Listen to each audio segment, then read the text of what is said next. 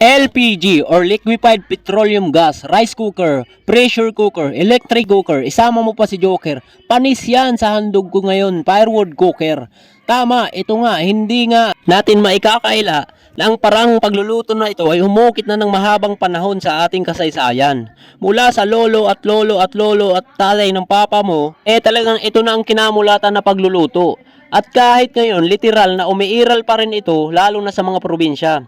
Hindi mo na kasi kailangang magbitaw pa ng pera para lang makapagluto ka.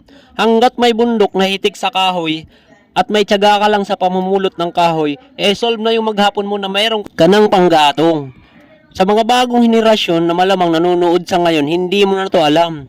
Pero 100% ang pusta ko, alam ito ng iyong magulang. Sa mga relate dyan, mag-ingay na. At sa mga natuwa, mag-comment at like ka pa. Sa mga hindi makasabay, mag-subscribe ka na lang yata. Maraming salamat sa inyong panonood. Hanggang sa muli.